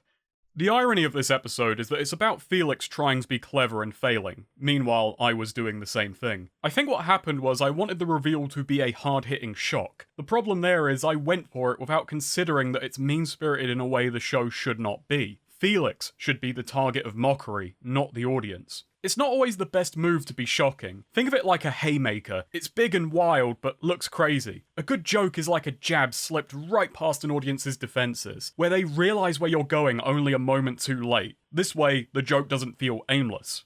Speaking of audiences, Felix wants one. Why would he enact any plan that by necessity limits it? Even if I lose the extra pun on middle video, I'd change the punchline to be about Felix being annoyed all of his research has gone down the drain or something like that. It's a bit more trite and less cutting, but the punchline I went with is the one that really deserves the chop. Back to the story, Reg makes a big melodramatic showing of deleting the video before storming out the room. Felix says that may have meant something if he hadn't already uploaded it, and just did all this to hear everyone's thoughts. They only have themselves to blame for not realising he would do that. The crowd disperses, leaving David, Felix, and Ross, who notices all of his cameras are gone, revealing it was his idea all along. Felix then sits in while Ross resumes his stream. I find it funny how I joke about Ross having a mere 34 viewers when that's me on a good night ever since I moved to Twitch. As I recently learned, while that's not a moneymaker, that puts him solidly in the top 3% of Twitch streamers. I do like the little bits of character banter. It's like a much shorter, more consolidated bit on streaming than Patron was. Felix's status as an outsider, awkwardly observing Ross, cuts right to the inherent weirdness of the practice. Fish out of water characters are great for that. Plus I get a little who's on first bit going, which is always fun. The episode ends with Jorgen donating a quid and chasing Ross from the house. What I like about this episode is that it hits a rhythm I want. It's dense yet flowing. It moves from one comedic setup to the next. The key takeaway with this entire episode is that your life experiences will impact your work. It makes sense to write about them. It lends the writing depth and a personal touch. Just think about how weird your interpretations of life may come off when you handle one poorly or misuse it. Which, brings us to the last two episodes. So these last two episodes are strange. The formula, which I'd gotten right exactly once, is thrown aside. There's a sudden explosion in bits to camera and long speeches. I start making sure all the themes and ideas of the show are out in the open for the cheap seats. The cheap internet seats. There's an almost autobiographical feel to them, one based on a good event in my life, the other a pretty awful one, both of which happened at about the same time, the latter of which seemingly stopped me from writing this series for a good few months. I sent episodes 1 to 3 to Michael in June 2017 for proofreading. Episodes 4 and 5 didn't get written until about December. Part of me hopes I'd realised this series wasn't going to get made, and at this point I was just writing for myself, to get that last bit of practice in and see these characters off. I have diverted so heavily off of what scraps of planning I had and just gone my own direction. A full 40% of the series feels like I've decided to have an extended wrap-up. Episode 4 opens 3 weeks after the last. Felix has seemingly given up. I wanted to establish how routine his life has become, with David being ready to film him going to work. Reg laments the sudden boredom in his life. He can't get Ross back, Dimitri's out, and he learns that Jorgen never invites him anywhere. He hatches a plan to get Felix back in the game, but first, he has to learn where he works. The main focus suddenly shifts to the similarities between Reg and David, how they both like to exist around interesting people doing weird things. Reg openly toys with them but is detached, only stepping in if he thinks something is going too far. He's an arse but not mean-spirited. Meanwhile, David pretends to be impartial but is far too invested, and his disconnection hides a genuine cruelty. I think the unifying theme of this show is manipulation, how media manipulates people, how new media has changed the way people act and quickly rewritten some social rules, and how people trying to tell stories can try to force them. It's at the back end of this show that the two most manipulative characters start really butting heads and we get into David's philosophy. Felix is tracked to his office, where Reg gets him in a private conversation. To save time, I'll just say that if you do read these scripts, this sequence of events and back and forth is probably what I'm most proud of. Scenes 8 to 11 of this episode is the best this show gives for quality banter. I feel like by this point I had figured out how every one of these characters tick and how to get them to get the best lines out of each other and put new spins on old bits. I think most of my love of dialogue actually came from comedian Dylan Moran. Farmers aren't really people. You know this. They're just necessary. We need somebody to kill cows. Not quite in his delivery, but in his use of short, sharp words. Longer words are clunky, harder to work with. I think they have a specific use in comedy and are often misused, sounding desperate and being horribly unfunny. Short, sharp, simple words hit harder and faster and have less risk of tripping the audience up or making them reflexively think you've broken out the thesaurus. It can obviously be done incredibly well, but we're not all Richard Curtis and Ben Elton. The words you pick make or break a joke. The length and simplicity of the language used affects the mood and delivery. And here it's just two characters hitting lines back and forth very quickly. That is my very particular take on language and comedy. If you stab someone with a dull knife, they're gonna complain. Reg convinces Felix to keep trying, and he runs home to make a video. I wanted to tackle burnout. Now, burnout does affect even people who make things with a purpose beyond just recognition, but Felix's mindset was on wanting to be famous, so he had no genuine passion keeping him going, just a lust for numbers that weren't adding up. He had to be tricked into making another video.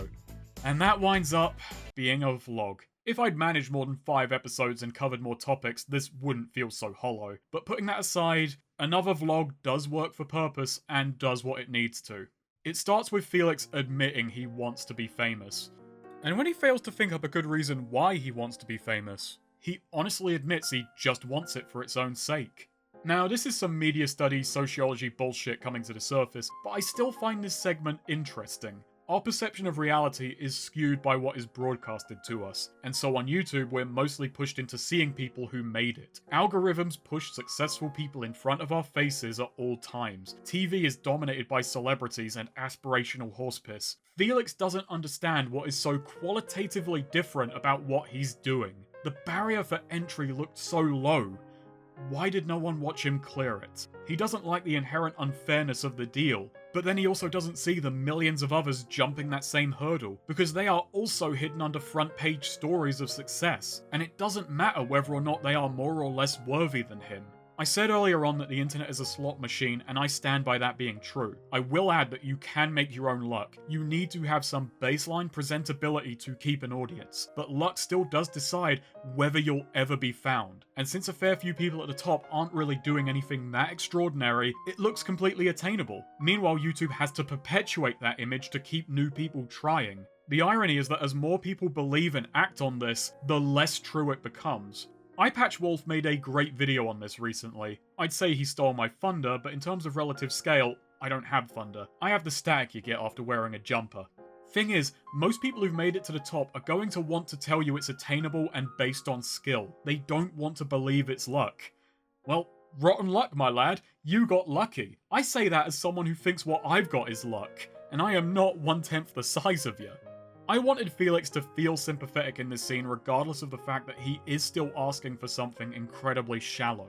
Because he looks out at everything else and sees right into the murky lack of depths presented to him. And all he sees is them being rewarded for doing exactly what he's doing.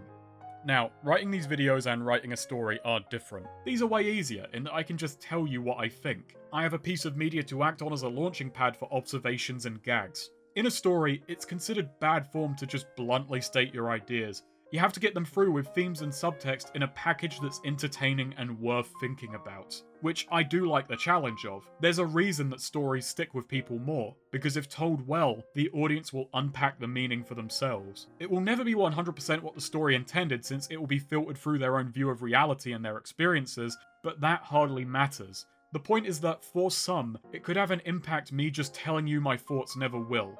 The benefit of jamming a vlog in here again is I can have the character just state their feelings directly. I think it's still okay. It's mostly let down by the rest of the series not covering enough ground to make returning to vlogs not feel cheap and unimaginative. I don't feel like I really earned this conclusion, even if I don't feel the conclusion is that bad in and of itself.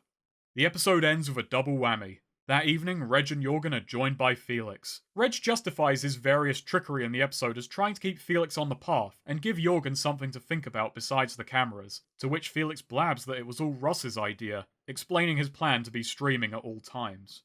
As Jorgen angrily questions why there were cameras in everyone else's rooms and who would even want to watch them, Reg realizes something. They're currently being watched by 100 people. Ross never terminated the stream when he was chased out, which means this has been ongoing for 3 weeks. I didn't consider that, but oh well, good going, Ross. You got 100 viewers. And as the credits reveal, good going, Felix. His total views suddenly skyrocket into the hundreds of thousands. He finally has his lucky break. So, the good event that happened was the Dead Rising 4 video. While I'd had some videos do well, this was the first that really blew up. For all I talk about recognition being secondary to the act itself, I will not bullshit and say that did not feel great, especially after feeling like I wasn't going anywhere in either the real world or the online world for such a long time. While that video is far below my standards nowadays, I can't be anything but grateful towards it. I'd finally had what I'd consider a success, and I gave some to Felix, because it still felt random and weird. Episode 5 opens the next day with David being called downstairs by an excited Reg, drawing his attention to Felix's video playing on the TV. In particular, its massive view count. It exploded overnight. Reg is fishing for every compliment he can take while trying to big Felix up and encourage him to do something fun. And David is unhappy. Even when Felix tells him he did what he said and made another vlog, David is irritated that it worked and tries to downplay its success. Reg and David talk about what Felix ought to do next. Reg's advice is a little out there and doesn't seem all that relevant. He tells Felix to go wild, have fun, book a trip. David one-ups this, as David cynically tells him to just pump more of those out since, hey, he found success, just do what he said he was going to do, saying that trust him. He's the one studying this. So Felix heads off to get cracking, and before David can go, Reg asks why he's trying to sabotage him. David bites back that all Reg wants is a dancing monkey. People love dancing monkeys! Now, obviously David gave Felix that advice with ill intent. He hadn't prepared for him actually succeeding randomly, out of nowhere, and he doesn't like it. Looking at it, I think it works both from an angle of jealousy and it not fitting his narrative. But the thing is, neither Reg nor David were really giving good advice. Doing what people want and expect is a good way to hold on to success for a time, but David also knows that Felix is dull and it's likely he won't stick. Meanwhile, Reg doesn't actually believe in Felix, but he wanted him to enjoy the moment. In real-world terms, neither Reg nor David were on the ball, but narratively, I frame David's advice as the poor choice Felix is manipulated into.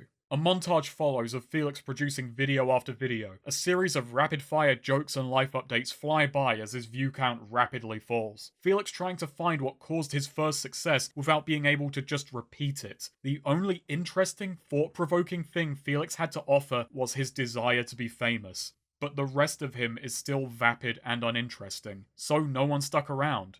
It's partly that, and partly that, well, the internet can be fickle. It doesn't matter how well you ride the wave if it disappears beneath your keyboard. I can't find the exact story, and I have no idea if it predates or came after PDS, but I remember reading a news article where a kid had basically put up a video expressing a similar desire to Felix, only without the cynicism. They were a kid, they saw YouTube stars and stardom and were drawn to it. You can't really knock a kid for that. Reddit found it and decided to make that kid's day. The issue is, that kid's desire lasted longer than a day. So we got that spike and then no one stuck around, which made him less happy than before he had it. Success can be random and weird, and holding on to what you have may not be up to you. It seems that for some, losing it can feel worse than never having had it in the first place. The cut of failure is sharpened by success. You can rise up too fast. You can misunderstand the weird circumstances leading to your rise. You may just be there because a community of well-meaning but fickle people are being nice in a really short-sighted way. There are so many possibilities, and you can never guess quite what they are.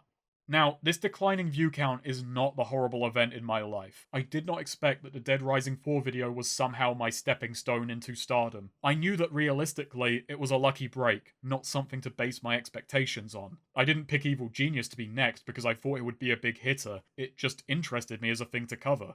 A thing I have seen a few times is channels that do get a big hit video, and it almost feels like the worst thing for them. They become poisoned by it. It's like developing a tolerance. You need a bigger hit, or more hits in this case, for that same high. Videos that would before have been perfectly fine or even great are now failures, and that has to be demoralizing. A kind of benefit of growing slowly and having been around for so long is that my sense of scale for the internet is all out of whack. 100,000 views is still huge to me. 50k is halfway to huge and I can't knock that. And when it comes to audience, I prefer small and focused over huge and impersonal. I got plenty of time to learn and grow and set my expectations as a person rather than as a number.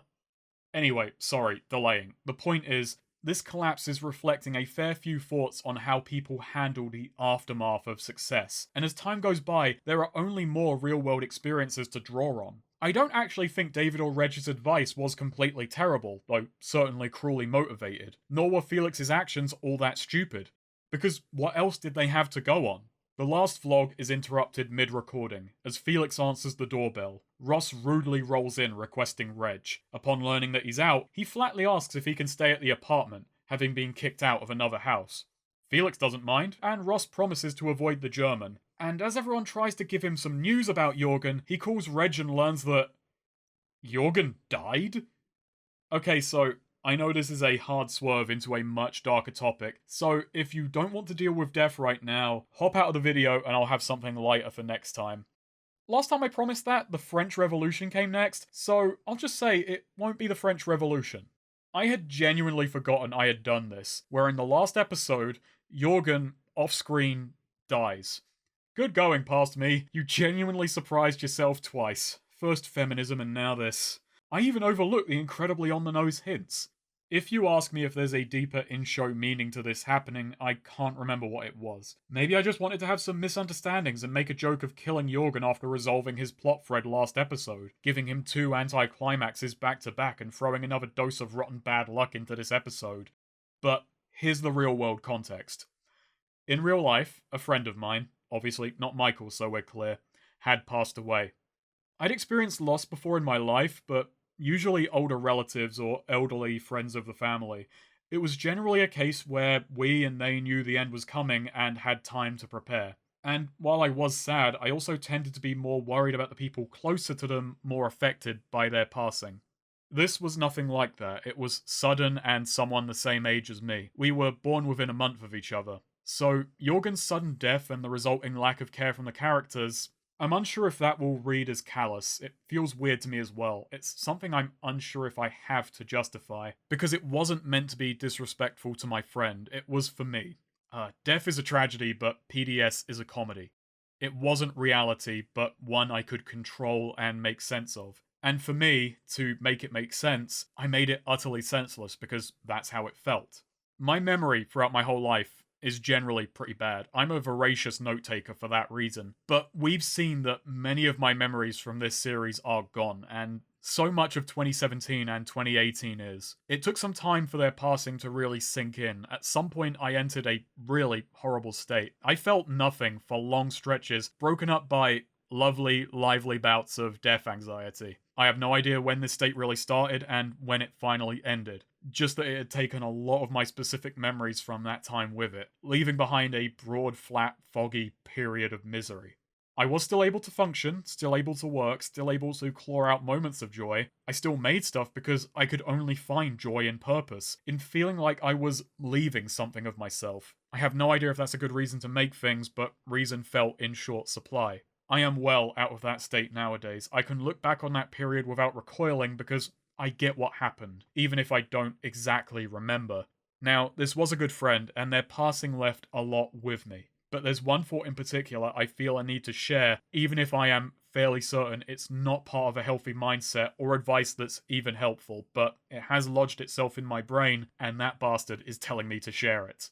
For as long as I'd known this friend, they had been planning a webcomic. The world, the characters, the stories, this thing was their magnum opus. It's something they wanted to get spot on. Every once in a while, I would ask them how it was coming along, if it was starting soon, and it never was. It was never in a state where they were really ready to begin. When he passed, I had known him 6 years, and the idea went with him. I've never been a perfectionist, but I think this is why my approach to planning is what it is, and why I prefer something done over something perfect. But you still have to plan. You won't get anything done if you don't. And what if I have an idea that I do want to get absolutely perfect? I've polished every stage of this YouTube video more times than is necessary. This is my second attempt at narrating it because something about the first felt off to me. I don't actually like the audio quality of this. I don't know why I can't do audio quality, but at some point I just go, I've got to get a video done. I've got to get something done, and it's good enough. I'll still not have worded some things as well as I could have, and I'll definitely botch something. But it still needs to be good. What's the balance? Is there one? How much time can I afford to throw at this? Anyway, I'm sorry for rambling. The point is, perfection may be the enemy of done, but time is done's best friend. We decide when we're done, and time decides when we are. If you have something you need to do it. Get at least something of it finished. Perfection is a myth. Reality is imperfect, and anything you drag out of your head will be tainted by that. I say all this as I'm failing to write so many screenplays I wish to. Easier said than done. Time to move on. It ends on a note that skews somewhere between cynical and optimistic. A bit of sugar to help the medicine go down. Ross, Reg, and Felix converge in what is again Ross's room. He has commandeered the computer to job hunt. Felix complains to Reg that nothing's working, and Reg asks whether he's enjoyed any of this, to which Felix admits it's a bit boring. Meanwhile, the prank, however painful, he admits was interesting. Ross asks if it got views, and Reg tries to point out that it's irrelevant, but Ross persists, so Reg just drops the bombshell. He says that Ross failed despite being funnier, more personable, and in a way, harder working. Compared to him, Felix has no chance. They both missed the boat for this to be easy. He says that failure is by far and away the most likely result. If you're gonna fail anyway, why not enjoy yourself? And entertain him at the very least. If you're not going anywhere anyway, it may as well be worth the effort. I have no idea if that line makes sense, but I still like it. I wanted Reg to be encouraging. What he's saying is cruel, but it's honest. Now, while this show is fairly cynical, and a lot of the comedy comes from a cynical place, I don't want the message to be misconstrued as it not being worth doing things because the odds of recognition are slim. It's not that. While Reg is spelling out the message in a self-serving way, the point is more that in any endeavour like this, do it for you first. Don't beat yourself up if you feel bad that you don't hit the jackpot, but also don't let that be what decides your passion. Make things for yourself, and damn yourself to be as niche as me. I kid. Felix takes all of this in, turns to the still filming camera, and quits on the spot. It pulls out onto the page, revealing that this video too is climbing into the tens of thousands of views as this absurd impromptu confrontation pulls in confused viewers, ending with Ross's realization that he was being filmed the whole time. Days later, Ross is moved back in, and we have Reg and David talking about Felix one last time. David admits he was jealous. Reg says that was obvious. He admits he did the wrong thing. Reg says that was obvious. Despite the second success, this time Felix has stuck to his guns and given up, though they think he's just being stubborn. Ross interrupts their conversation, notices his still active setup, and gets back on the grind. The series ends with David detailing his own feelings on fame, and I'm a bit annoyed by how much they line up with mine. I should have had him prattle, made it more like he's trying to crowbar a message on top of a story he failed to make go the way he wanted. He reflects on what he would do with fame, as it's revealed that this too is a YouTube video on David's channel, sitting at a grand total of 22 views. That's basically where PDS ends. I sent it to a few people I knew to check it, but then never really advanced the project. It faded into the background. The internet kept changing. I mean, it would have done if PDS did come out, but I felt like I could have at least captured the moment, or at least pissed into a sea of piss. Oh, speaking of. At some point I wrote 3.5 pages of a potential Season 2, where David becomes the live-in videographer and editor for a disgraced Aussie e-celeb, who moved to England after a prank injured a lot of people. I remember the idea being that he would try and rebuild from the public outrage and steadily have a breakdown. I remember this was based on a job listing I read once. It was an Aussie vlogger hiring an editor to work for free, and I watched one of his videos. In it, a bunch of gormless twats stood in a flat making loud noises at each other. At some point, the popular one pissed in his sleeping dad's mouth. I didn't apply for the job. At the end of PDS, well, I still like it. It's made for me, by me, so I'll admit that that opinion comes from a rather biased place. It's not an opinion that matters as a truly qualitative judgment. What would have mattered is what it meant to other people, what feelings I wanted to create and messages I wanted to convey, versus what was inspired and received. I wanted to make people at least a little more aware of what I felt were the deceptions of online fame, the image of attainability it presents versus the much harsher reality that YouTube and e-celebs ignore. No one wants to admit their success was based on a lucky break. They want to say they earned all of it, every step. Precious few succeed that way. I wanted to say all of that without being miserable and defeatist about it, to have a bit of fun at the bullshit of it all. But PDS got left behind. We didn't have the budget, and I hadn't sold my mates on the idea of diverting their time to it. Given all things, I have no idea if I'm happy or sad that it didn't happen. Life continued. I did film gigs throughout 2018 and 2019. This channel was meant to be my side thing while I worked those jobs. I wanted to grow both separately. But I started finding this more rewarding. I liked not having to depend on anyone but myself, and yes, actual recognition was nice. I started finding freelance work in game capture which let me fulfill some of my need for creativity and challenge, but wasn't bleeding me to do work that wasn't paying. When I got the money to start upgrading my equipment, I hesitated. I was getting paid jack shit, and not getting promised more for having that equipment. When my current gear started breaking down and I had to seriously consider if I wanted to spend money to repair it and keep going, I decided against it. It's not like I suddenly had enough money to fund our own projects either. You could argue I lacked the passion or drive, and on some level you'd be right. I'd put several years into this, and who's to say how many more it would take before that effort would see returns. We kept hesitating to pull the trigger on certain scripts. And well, it was kind of obvious this wouldn't have a happy ending. I mean, this is called Breakdown of a Failed Web Series. And this failed hard. It never even got made. I'm one of a handful of people who even knows it exists in some form as I speak these words. I made this video for 3 reasons. First is that I found these scripts and thought it would be fun to share, fun to maybe rip piss out of myself a little. I've spent years evaluating others' work, it's only fair that I set the sights on myself. I didn't quite realise until I was going how many memories were stored within these pages. This wound up being more of a journey of self-discovery than I'd meant for at the outset. 2 was to hopefully help others by talking about what I wanted to do and what I would do now. I'm hoping that explaining those thought processes could give someone else insight into how they themselves would do it. And for the non-creative types, demonstrate that a lot of thought does go into creative work. It may seem obvious, but maybe this demonstration was useful as an example. And lastly, it was for me. It's practice for an upcoming video on a successful web series. And it's because I really want to try screenwriting again. I am so rusty and out of practice, but I've always wanted to write stories and I like this format. I've got a ton to learn. I still don't know if I have a good story in me, but I want a chance finding out. I wanted to look back and see where I was, what I did, and if I had developed. And even with a few years of rust on me, I think I have. If not in skill, then sensibility. And despite the failure, that is encouraging. Fear of failure leads to it. But a failure is only complete when you don't try to learn from it. You only get better through genuine practice. I think my YouTube videos are continually improving, but I've been letting my screenwriting lay dormant. I'm not going to give up on YouTube. I've got a lot of projects I'm excited to do, but I've got to find time for this other passion. Give it the years of practice I have given to this aspect of my life. I've forgotten everything my uni tutors taught me about how to market, network, and find success in that world. But that's fine. I never found it when I knew, so I haven't lost anything that can't be found again. If I've got an ultimate goal as a comedy writer, it's this. In the 70s, a show called The Goodies caused a man to die from laughter. As in, he really did have the last laugh. I've never seen The Goodies, so I can't say if it's to my tastes, but in terms of KD ratio, it is indisputably the funniest show ever made.